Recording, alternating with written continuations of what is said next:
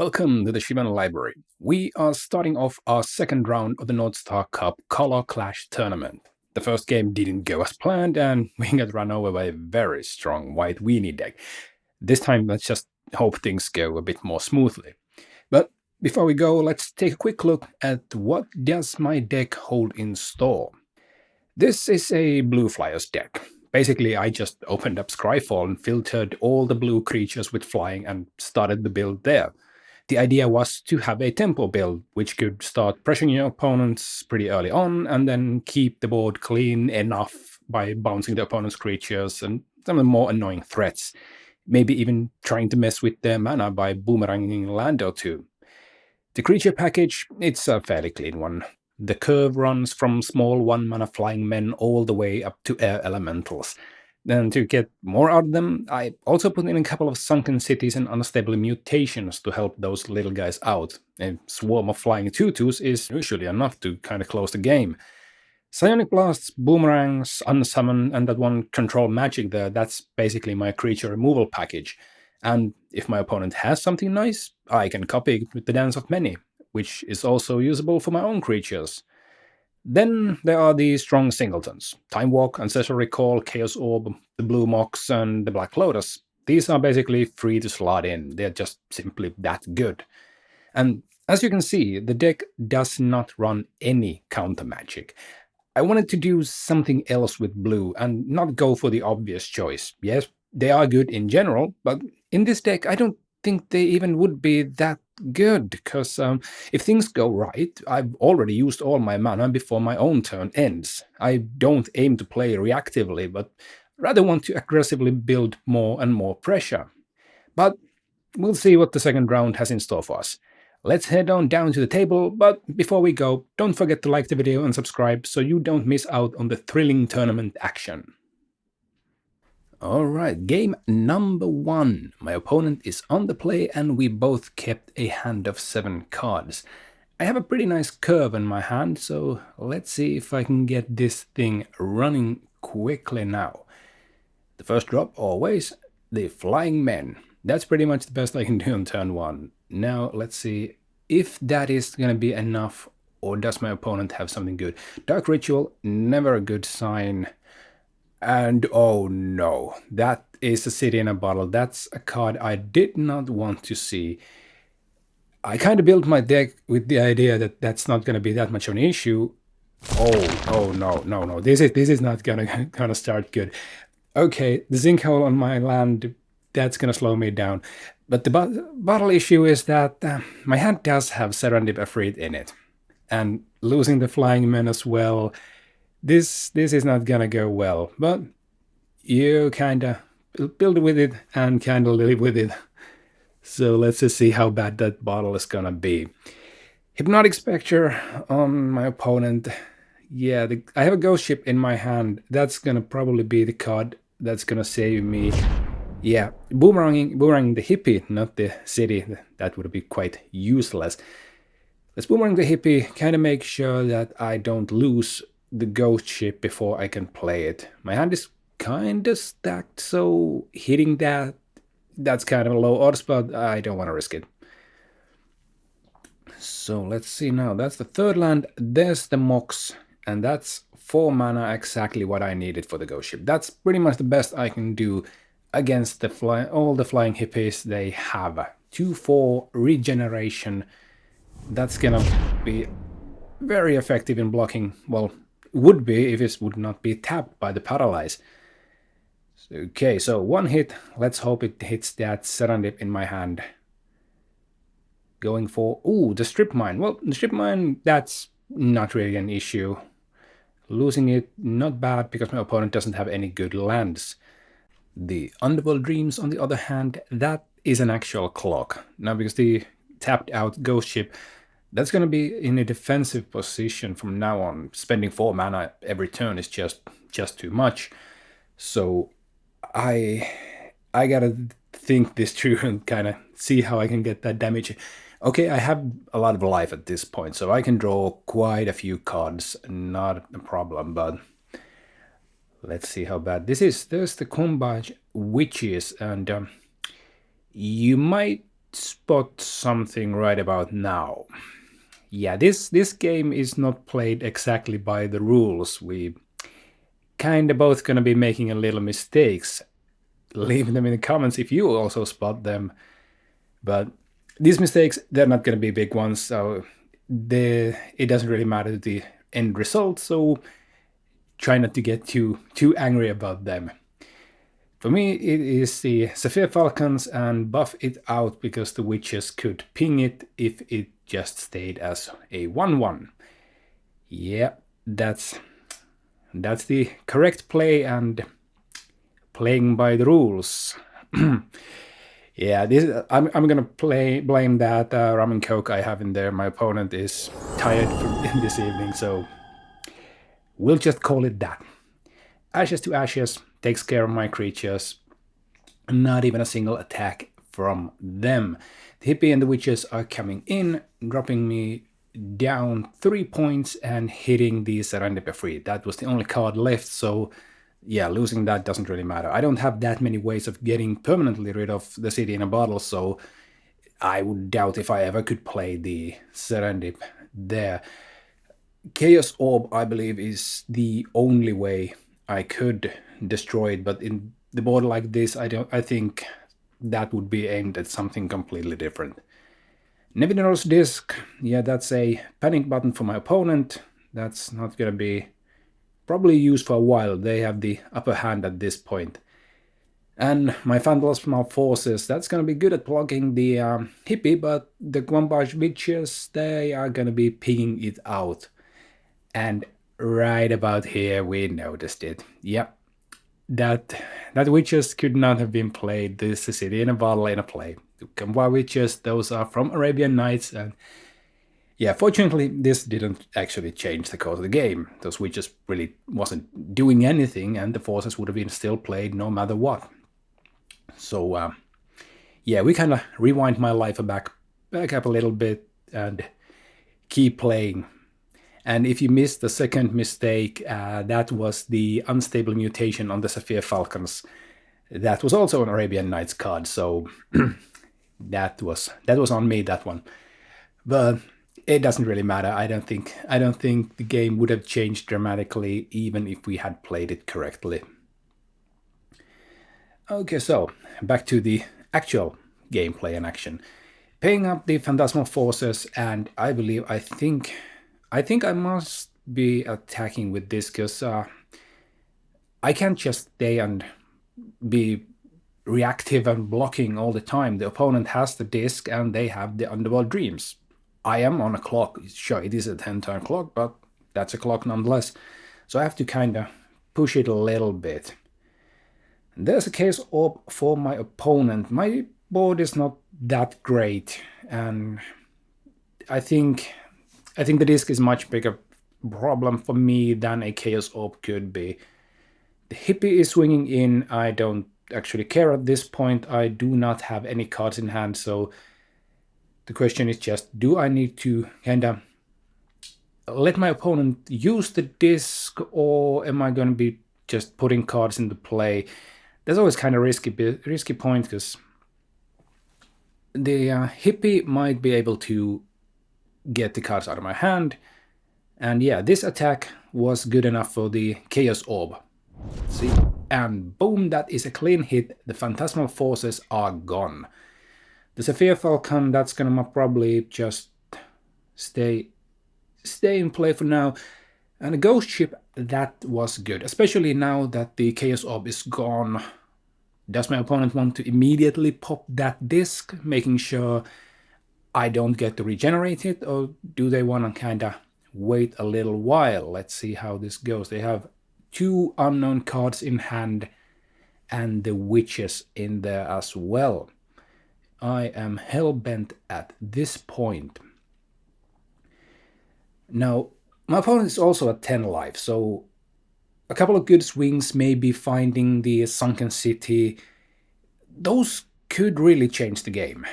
But right now, actually I've remembered I don't have to pay the upkeep cost for the Phantasmal Forces anymore because those are not in play.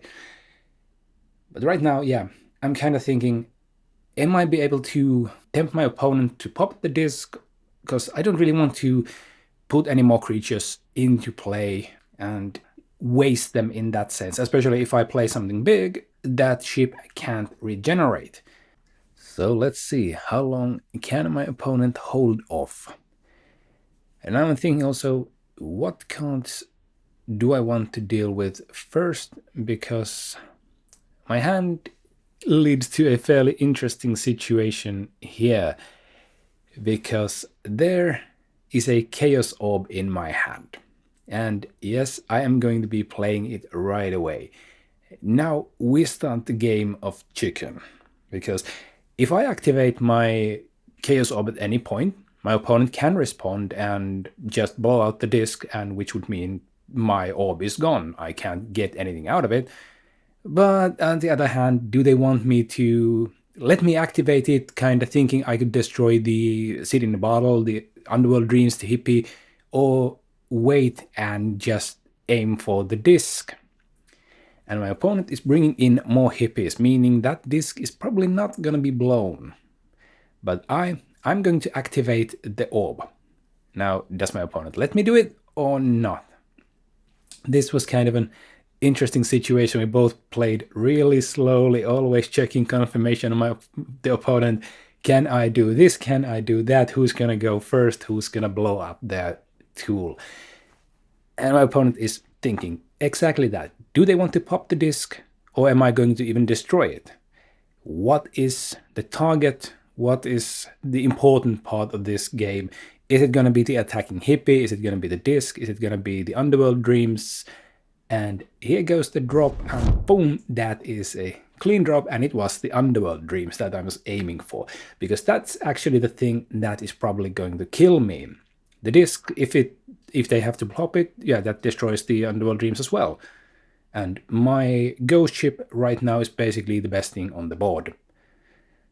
So what is it going to be? Yes, I'm going to be defensive at this point. I don't want to be attacking at all. I want to make sure my board stays clean and that disc is probably going to be used fairly soon. And now we're going to the slow part of the game. And I'm leaving a card behind at this point because I'm kind of feeling that the next major move is probably going to be the disc blowing up. So I want to start rebuilding right after that, kind of forcing my opponent to act on it. But this leads to a tight situation. What does my opponent want to do? Do they want to be aggressive or not? But first, that's a Mind Twist for 1. Yeah, Air Elemental in hand. Kinda good to use it. Now, there's a good question. If I'd played the Air Elemental, my opponent would have quite surely popped the disc. I couldn't have regenerated my ghost ship. I would have lost everything, they would have lost everything. Would that been good enough?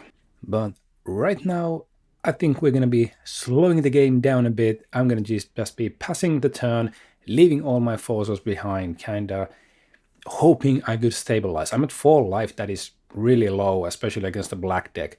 But it looks like my opponent slowed down as well, so I think we're good at this point. I got the Dance of Many, and now thinking, what's it gonna be? And I think Hippie is most likely the best target for right now. I could take a second ghost ship, but unfortunately that regeneration on a Dance of Many token is kind of bad, because the Minerals Disc, that's going to be blowing up the enchantment as well, so the token would not get to live even if I could regenerate it. Right now I do have 6 mana. I could theoretically activate it twice, but not a problem in that sense. Losing 1 island doesn't matter. I get to keep 5 lands, and 5 is the most expensive thing in my deck. So that was a kind of a bad draw for my opponent. Now tapping for the upkeep cost of the Dance of Many and swinging in with the Hippie clone.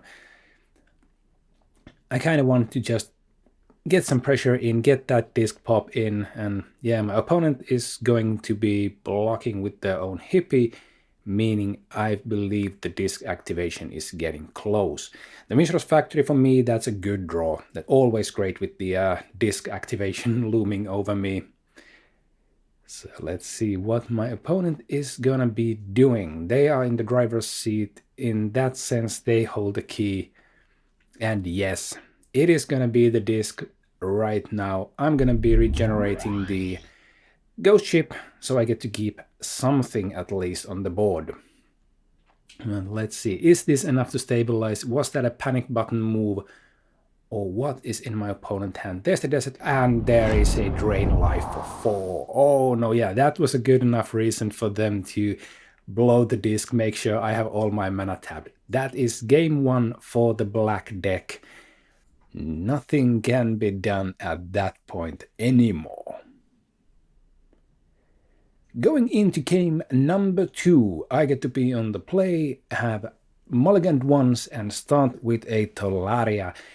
My hand is a bit slower this time. I saw that there's a ghost ship in there, there's a blue mox. I'm kinda hoping I can just ease into the 4 mana slot and start pressuring my opponent with the more powerful cards in my deck. And there's a Fountain of Youth on the Fountain of Youth playmat from the Fountain of Youth Open Tournament. Really fitting, I'd say. And for me, there's 3 mana and no plays yet. No plays yet, kinda slowing things down. I'm in no rush at this point. If I can keep some of those 4 mana spells and get to pressure my opponent with them, that's gonna be good. But a sinkhole, yeah, that's still fine. That's still fine. I have enough mana, and getting to play the Mishra's Factory after the sinkhole, that's really good. I get to keep a better land than a just basic island. And there is a strip mine. Okay, now this could be a problem. I can get the 3rd land in, but my hand is still very, very expensive. Okay, Flying Men, that's a good answer to the Fountain of Youth. At least I can keep them in check in that sense that dealing 1, getting 1, if they waste their mana on that, I'm fine. Oh no, my opponent top deck is City in a Bottle. That was just horrible. That's pretty much the best card in their deck against me, and they got it in both games. Oh well, you live with it. There's a Sapphire Falcon. That's going to be doing pretty much the same thing as the Flying Men would, but at least it doesn't get in the bottle. Alright, 3 mana for my opponent. Yeah, that's a hippie. And hippie is a real problem for the Sapphire Falcon. I'm gonna just slow things a little down, unsummon that, make them play it again, waste their mana over and over, because I'm hoping to get that 4th mana in before the hippie can do what it does best, meaning attack my hand. Okay, so probably gonna see that hippie again real soon. See, counting the mana, is there a better play in there? I don't think the Sapphire Falcon is a threat of any kind, and that's not a target for them, so yeah, replay the hippie, get it to block for the first turn, get it to attack the next one. I think that's a best option my opponent had. Now the Falcon can't attack. I did not get the 4th mana. Okay, this might be a problem. I think I do need to jump because I do not want to lose those good cards. And there's a 2nd hippie. Oh no. That better be a land. That better be a land. But nope, that was not a mana source. Now let's see how lucky my opponent's gonna be. There is a Serendip in there, which I'm all willing to lose. I don't care. I can't play that one, so if the hippies hit it, I'm fine. Chaos Orb, yeah, that's a problem, but not a big one. I think the hippies are gonna be the real issue. If they can get the good cards from my hand, I'm in trouble. Let's see, how lucky is my opponent?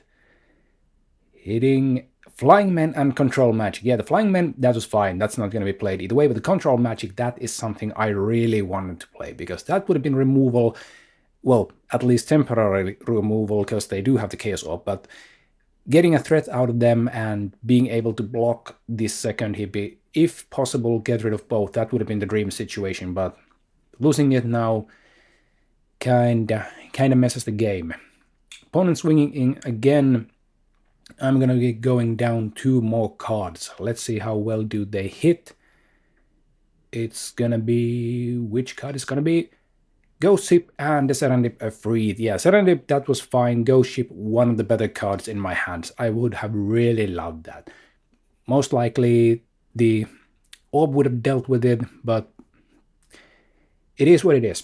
Phantasmal Forces coming in for blocking duty, and they were terrorized immediately. Okay, so no blockers for me. I'm going to be losing the last card in my hand and dropping down to 8 life. This is kind of bad. Unstable Mutation, that would have done nothing, and there is the third hippie. Okay, this is looking really bad. I don't have any mass removal.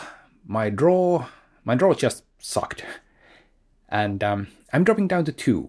Knowing that they have drain lives, and that Chaos Orb in play, they most likely have a removal card in hand.